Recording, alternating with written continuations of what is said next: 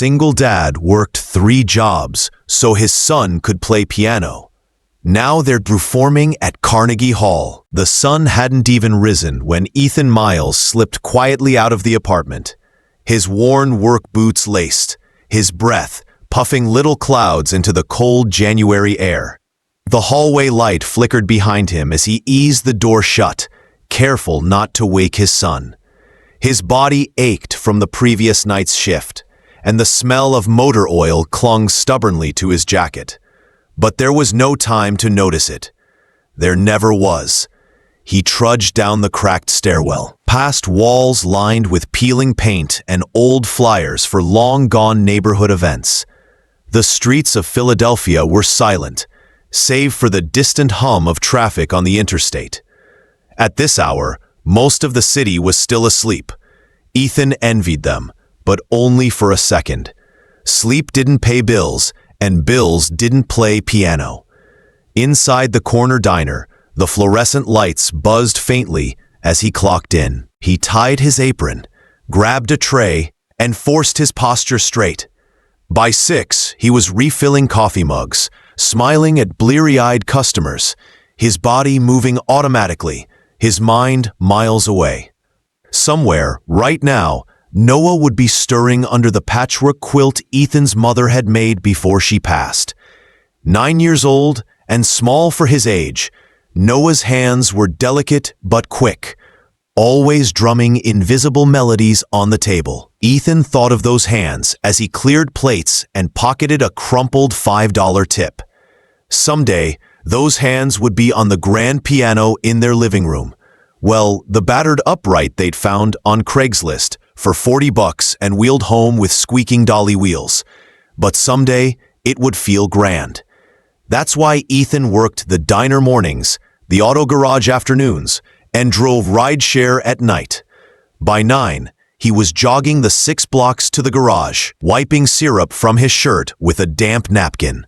He punched in late, catching the disapproving glance of his manager, then crawled under the first car on the list, his knuckles already raw. The hours blurred into the clatter of tools and the smell of gasoline. His stomach grumbled around noon, but he ignored it, finishing one more oil change. Always one more. At 3, he was back on the street, his jacket zipped high against the wind, rushing toward the school. He slipped inside just as the dismissal bell rang. Noah emerged from the classroom, his backpack almost bigger than him, his face lighting up the instant he saw his dad.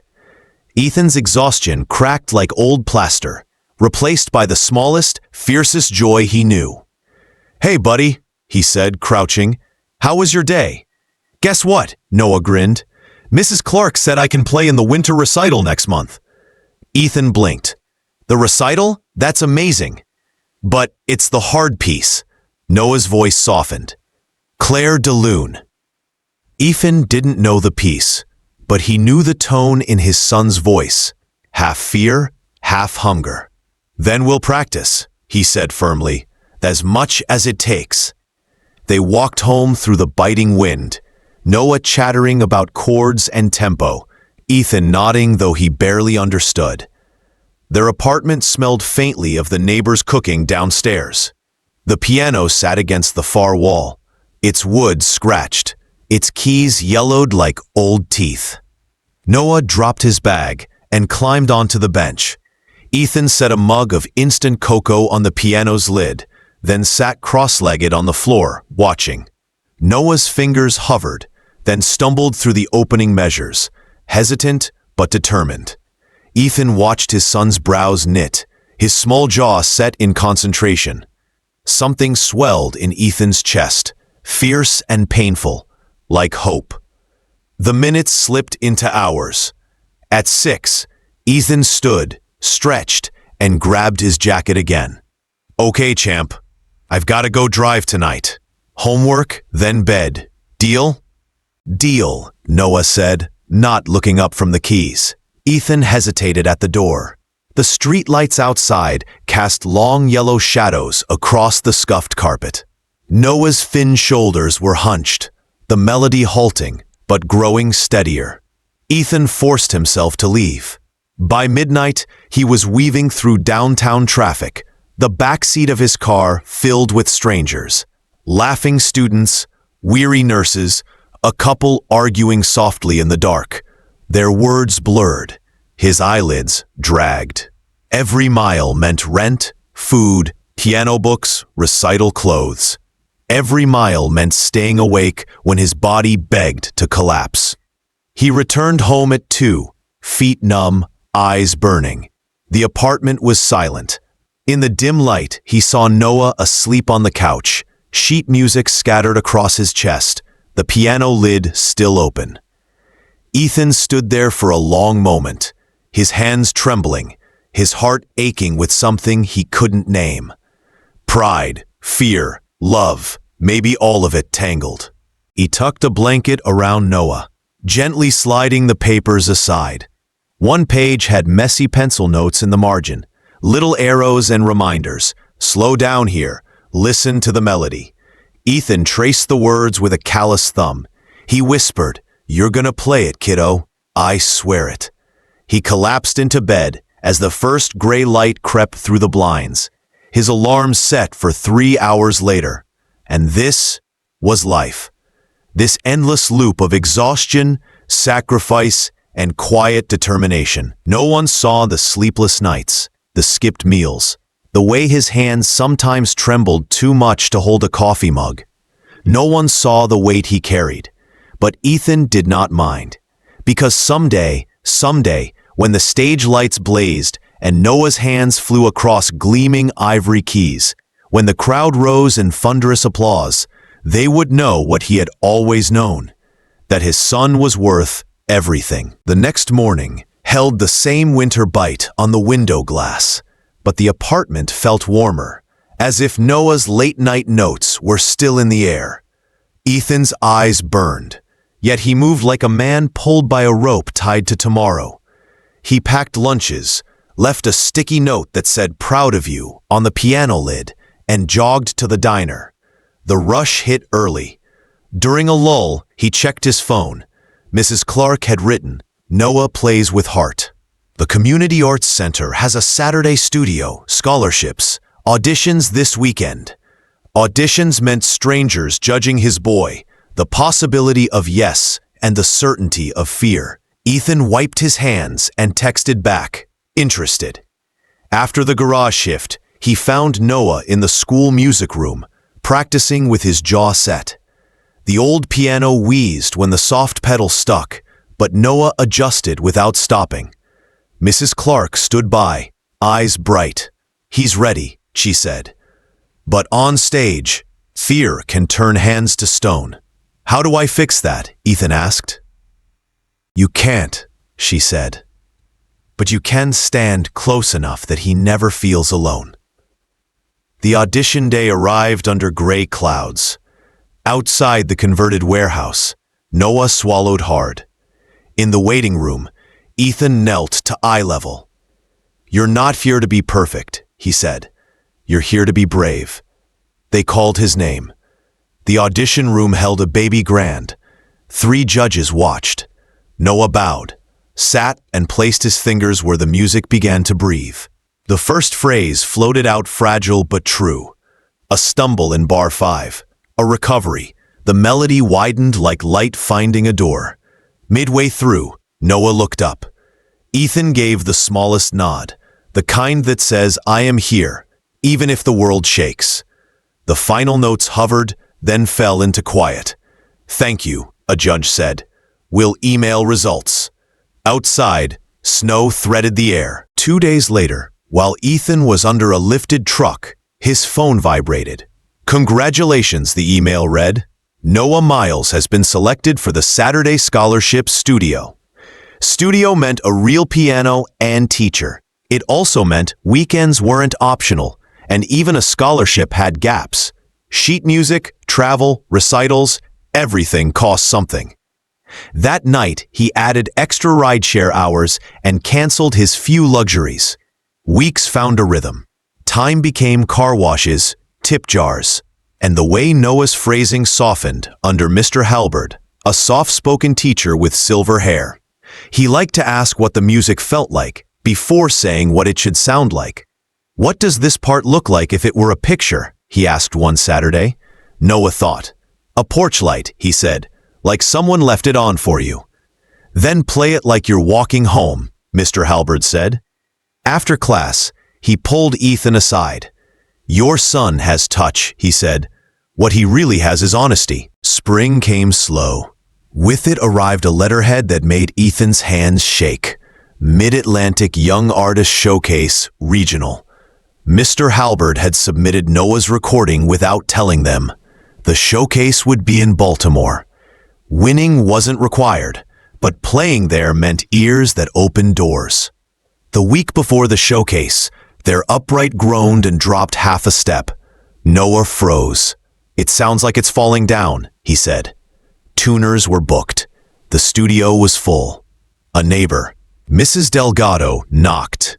She was a retired church pianist with nimble fingers and a warm laugh. "I heard your piano crying," she said.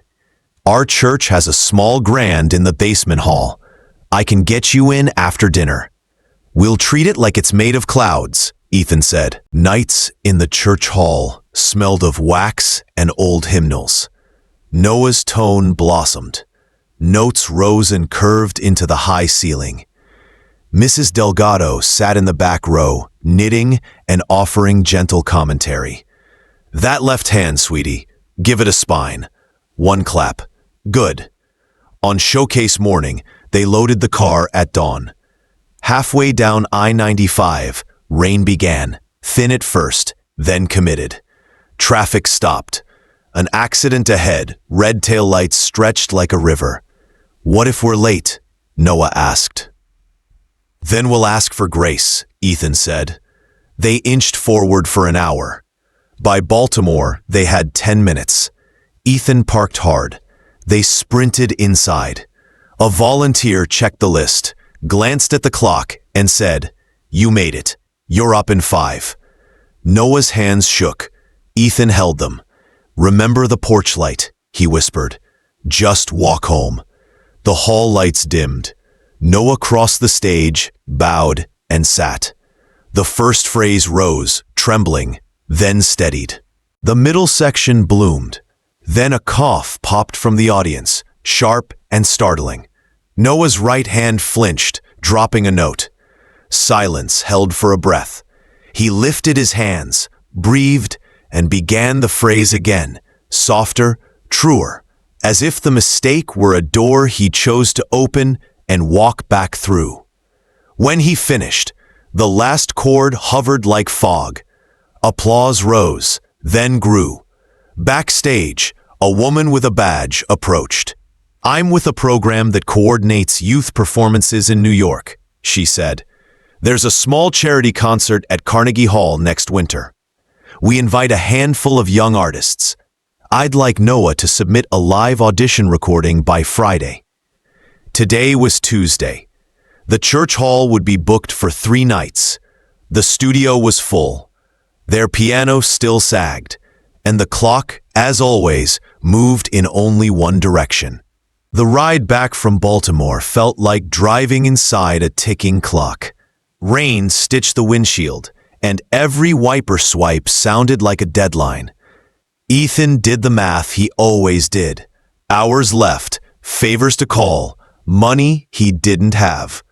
Beside him, Noah watched the blurred lights and moved his fingers in the air, rehearsing in silence. "Friday isn't far," Ethan said. "We'll find a piano and record it right." "The church is booked," Noah said. Mrs. Delgado texted. "Then we search," Ethan replied. "Someone will open a door." Wednesday before dawn, Ethan poured coffee at the diner, swapping shifts and asking anyone who might know a music space. A regular in the suit slid a card across the counter. "You're the dad with the piano kid," he said. "My sister manages Riverside Arts, a black box theater with a decent upright. Be there by 2. By 1:30, Ethan and Noah were climbing narrow stairs. The room was cool, lit by high windows. The upright sat against brick, well-tuned, a little dry. A woman with a clipboard introduced herself as Mariah.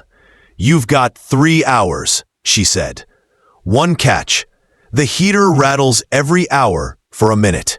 The mic will hear it." "We'll dance between the rattles," Ethan said. He set his second-hand recorder on a chair near the open lid. Noah breathed, shoulders dropping. He began the program Mr. Halberd had shaped. A Bach prelude, a Debussy, and a modern piece called Porchlight. 3 minutes each, stitched into a short wheel. The first take skittered. The second grew careful. The third was lovely until the radiator clanked on the rising arc. Mariah checked her watch. 10 minutes to 2. The beast will groan soon. Ethan knelt beside Noah.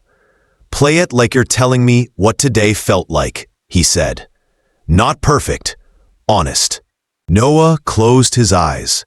The Bach landed clean, each voice a thread. The Debussy shimmered like rain on stone. Porchlight leaned forward, brave and tired at once. The heater coughed after the last chord as if it had been holding its breath. Mariah smiled. That felt true. They did one more for safety, then packed the recorder like a treasure. Outside, they ate pizza slices standing. Back home, Ethan transferred the file on his aging laptop while the radiator pinged. He listened with headphones. Noah traced the linoleum, too nervous to ask. "It's good," Ethan said at last. "It's better than good." They sent the file with a brief note and waited. Waiting has a sound in a small apartment. Dishes done softly, pages turning, a boy practicing scales, the way athletes stretch, slow, careful, everyday movements, preparing for a someday sprint. Friday afternoon, while Ethan replaced brake pads, a New York number called. "Mr. Miles," a warm voice said, "this is Layla Cho with Friends of Carnegie. We loved Noah's tone and restraint. We'd like to invite him to the winter charity concert, December 12th. Ethan sat on the shop step. Traffic hummed. "We accept," he said, then steadied. "Thank you." Forms and logistics followed. A short set, rehearsal access the afternoon of the concert, a travel stipend. That night, they celebrated with takeout noodles and fortune cookies. Noah read, "A small act today opens a big door tomorrow." Summer folded into fall. Noah shot up an inch. His sleeves argued with his wrists. Mr. Halberd tightened the program without stealing joy. They took cheap day trips to free museum concerts, sitting in balconies to watch pianists treat the stage like a simple room. Ethan studied how they bowed and breathed. During one talkback, a pianist said, "Music isn't a test you pass. It's a room you learn to live in." 3 weeks before Carnegie, the garage cut hours. The diner filled the gap, but nights bled into mornings. The car needed tires. Their building's heater failed for 2 days, and they slept in sweaters under blankets, laughing into the cold to make it small. The week before the trip, Mr. Halberd arranged a run-through at the church hall. He set a single folding chair 10 feet from the piano and sat with a notebook. "Walk on stage," he said. "Pretend the room is full." Noah bowed and began. Halfway through, he stopped. "My left hand feels heavy," he said, "like it isn't mine." "Stand," Mr. Halberd said gently. "Shake it out." Again. Noah tried. The hand lagged. Panic brushed his voice. "What if this happens there?" "Then you keep walking," Mr. Halberd said. "Every room has a door. Find it." That night, Ethan smoothed Noah's hair. "We won't outrun fear," he said. "We'll walk with it." The day before they left, Layla called to confirm details. "One more thing," she said. "Each young artist gets a mentor for rehearsal. Noah's will be Daniel Archer." Ethan knew the name from a program at the museum, an American pianist who listened between notes. Noah stared wide-eyed, then whispered, "That's the Porchlight, isn't it?" They packed the night train essentials: pressed shirt, black pants, old shoes, sheet music, snacks, a photo of Ethan's mother tucked in Noah's suitcase like a talisman. When the train pulled away, their city slid backward and the future slid forward, as a bow on a held note. The car hummed. Fear sat with them, and so did something larger. Hopes have a sound. Theirs sounded like rails under steady wheels, softly.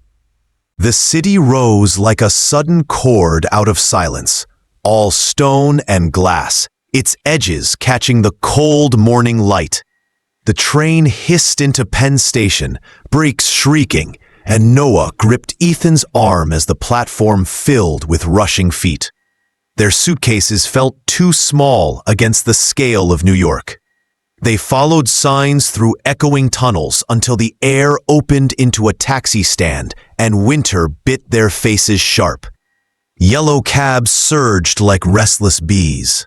The driver didn't ask questions. Traffic folded around them, horns distant, towers leaning over the narrow grid. Ethan stared at the skyline, feeling like an imposter in his thrift store coat.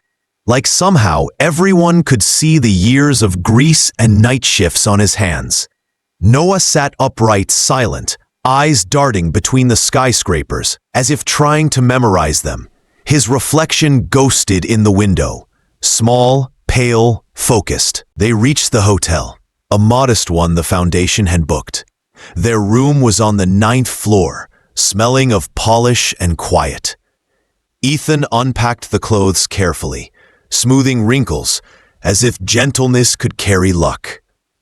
Noah stood at the window, staring at the slice of the park below dusted white.